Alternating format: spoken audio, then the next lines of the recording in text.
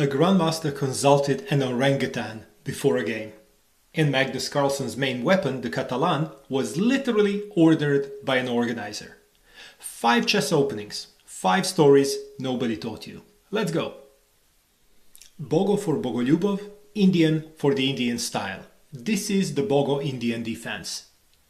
Black checks white king on the 3rd move before the game has properly started. Efim Bogoljubov was born in today's Ukraine in 1889. His father was a priest. He studied theology and then abandoned everything for chess. He emigrated to Germany. He played 2 world championship matches against Alekhine and lost both in 1929 and 1934. Bogoljubov is remembered for one quote above all else. "When I'm white, I win because I am white. When I'm black, I win because I am Bogoljubov." If you're enjoying this, a like helps more people find it. A Polish grandmaster was asked to invent a new opening on demand and name it after Catalonia. This is the Catalan Opening. White fianchettos the bishop and applies quiet, lasting pressure along the long diagonal. My daughters and I love playing this.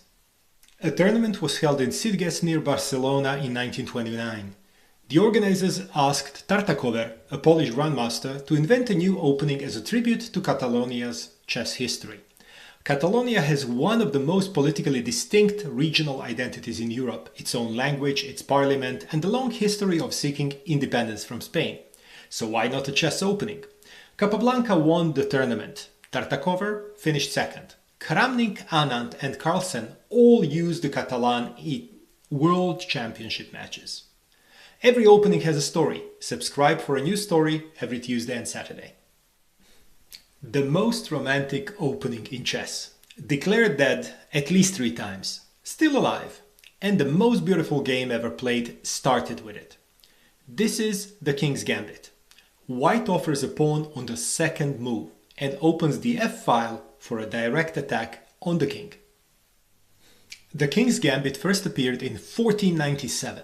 For over 300 years, it dominated chess, the weapon of choice of nearly every serious player. Then modern positional thinking made it look reckless. Bobby Fischer lost to Spassky with it at Mar del Plata 1960 and left the hall in tears. He then spent a year working on a refutation, published a bust to the King's Gambit in 1961 and declared it loses by force. He then played it himself and won all 3 tournament games with it. The immortal game Andresen vs. Kieseritzky in 1851, widely considered the most beautiful game ever played, began with the King's Gambit. A King's Gambit game appears also in the James Bond movie From Russia with Love. A grandmaster visited the Bronx Zoo and consulted an orangutan named Susan. Seriously. The next day he opened with a move nobody had seen at that level. The opening has been named after the ape ever since. This is the orangutan.